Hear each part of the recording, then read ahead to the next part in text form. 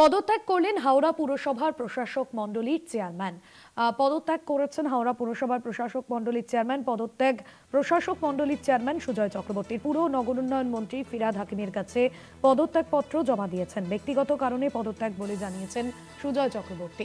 পদত্যাগ প্রশাসক মণ্ডলীর চেয়ারম্যান সুজয় চক্রবর্তীর হাওড়ার প্রশাসক মণ্ডলীর চেয়ারম্যান ছিলেন তিনি এবং পুর ও নগর উন্নয়ন মন্ত্রী ফিরহাদ হাকিমের কাছে পদত্যাগপত্র জমা দিয়েছেন। ব্যক্তিগত কারণে পদত্যাগ দিয়েছেন বলেই জানিয়েছেন সুজয় চক্রবর্তী। পদত্যাগ করলেন হাওড়া পুরসভার প্রশাসক মণ্ডলীর চেয়ারম্যান। পদত্যাগ প্রশাসক মণ্ডলীর চেয়ারম্যান সুজয় চক্রবর্তী পুর ও নগর উন্নয়ন মন্ত্রী ফিরহাদ হাকিমের কাছে পদত্যাগপত্র জমা দিয়েছেন। ব্যক্তিগত কারণেই পদত্যাগ বলে জানিয়েছেন সুজয় চক্রবর্তী।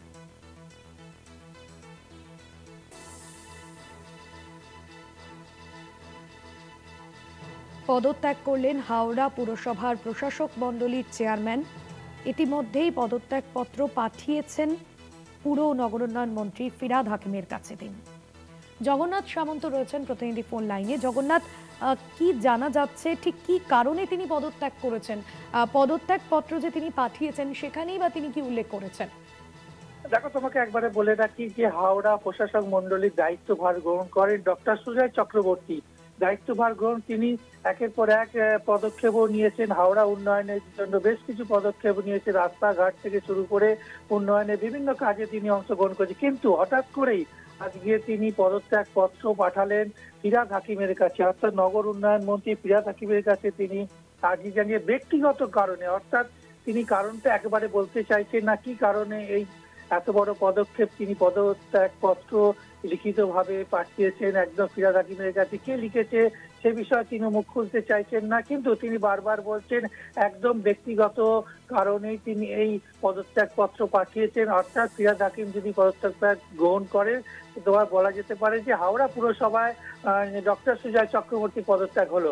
কিন্তু এই যে ঘটনা, এই ঘটনা এর আগেও একবার ঘটেছিল। আমরা কলকাতা টিভিতে দেখিয়েছিলাম যে একবারে নবান্নেতে এই পদত্যাগ পাঠানো হয়েছিল, কিন্তু মুখ্যমন্ত্রী সেই পদত্যাগ পত্র গ্রহণ করেনি এবং বাধ্য হয়েছে তিনি আবার এই হাওড়া পুরসভার মুখ্য প্রশাসক দায়িত্ব গ্রহণ করতে। কিন্তু এক্ষেত্রে কি হয় সেটাই দেখা, কিন্তু ইতিমধ্যেই তিনি পাঠিয়েছেন একদম ব্যক্তিগত কারণ দেখাচ্ছে, কোনো রাজনৈতিক কারণ অন্য কোনো বিষয়, সেই বিষয়টা আমরা খোঁজ করছি এবং তিনি সেটা একেবারে পুরোপুরি বলতে নারাজ। কিন্তু একটাই দেখাচ্ছে যে মুখ্যমন্ত্রীর যা দায়িত্ব দেবেন, যা কাজের দায়িত্ব ভার দেবেন তিনি মাথা পেতে নেবেন। কেন হঠাৎ করে আচমকা এই পদত্যাগ পত্র পাঠালেন সেটা নিয়ে জলঘোলা আছে রাজনৈতিক মহলে, কিন্তু এখনো পর্যন্ত সেটা তিনি কিছু না বললেও ব্যক্তিগত কারণ দেখিয়ে পুরো নগর উন্নয়ন মন্ত্রী ফিরহাদ হাকিমের কাছে লিখিত আকারে চিঠি পাঠালেন পদত্যাগের।